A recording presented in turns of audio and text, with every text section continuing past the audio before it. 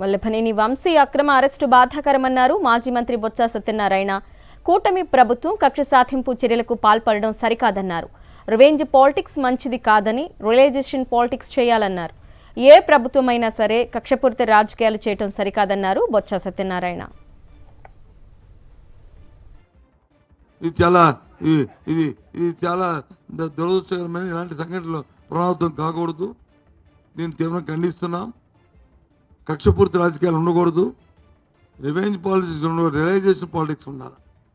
Revenge politics అనేది ఇది మంచిది కాదు ఎవరికైనా సరే. విజయవాడ కృష్ణలంక వద్ద హైడ్రామా నెలకొంది. మాజీ ఎమ్మెల్యే వల్లభనేని వంశీ ఇంకా కృష్ణలంక పిఎస్లోనే ఉంచి విచారిస్తున్నారు పోలీసులు. కొద్దిసేపటి క్రితం ఆయన భార్యను మాత్రమే స్పెషల్గా లోపలికి అనుమతించారు. ఎమ్మెల్సీ అరుణ్ను స్టేషన్ బయట అడ్డుకున్నారు పోలీసులు. మాజీ ఎమ్మెల్యే జగన్మోహన్ రావును సైతం అడ్డుకున్నారు. ఏపీలో తీవ్రమైన అధికార దుర్వినియోగం అవుతోంది. మాజీ ఎమ్మెల్యే వల్లభనేని వంశీని లోకేష్ టార్గెట్ చేశారు. లోకేష్ ఆదేశాలతో వల్లభనేని వంశీపై అక్రమ కేసు నమోదు చేశారు.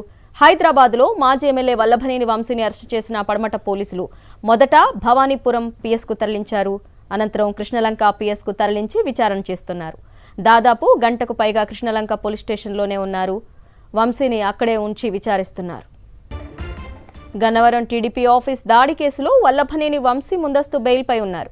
ఈ కేసులో ఫిర్యాదుదారుడు సత్యవర్ధన్ తన ఫిర్యాదును వెనక్కు తీసుకున్నారు. ఈ సందర్భంగా పోలీసుల కుట్రను మెజిస్ట్రేట్ ముందు సత్యవర్ధన్ బట్టబయలు చేశారు. ఈ నేపథ్యంలో వంశీని పోలీసులు టార్గెట్ చేశారు. కక్షగట్టి మరీ మరో కేసు నమోదు చేశారు. సత్యవర్ధన్ ఫిర్యాదు వెనక్కు తీసుకున్న అనంతరం మరో అక్రమ కేసు పెట్టి వేధింపులకు గురి చేస్తున్నారు.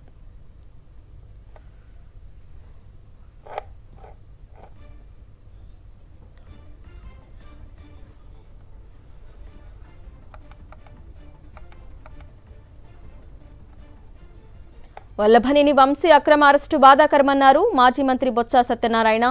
కూటమి ప్రభుత్వం కక్ష సాధింపు చర్యలకు పాల్పడడం సరికాదన్నారు. రివెంజ్ పాలిటిక్స్ మంచిది కాదని రియలైజేషన్ పాలిటిక్స్ చేయాలన్నారు. ఏ ప్రభుత్వమైనా సరే కక్షపూరిత రాజకీయాలు చేయడం సరికాదన్నారు బొత్స సత్యనారాయణ. ఇది చాలా దురదృష్టకరమైన ఇలాంటి సంఘటనలు పునరావృతం కాకూడదు. దీన్ని తీవ్రంగా ఖండిస్తున్నాం. కక్షపూర్తి రాజకీయాలు ఉండకూడదు. రివెంజ్ పాలిటిక్స్ ఉండకూడదు, రియలైజేషన్ పాలిటిక్స్ ఉండాలి.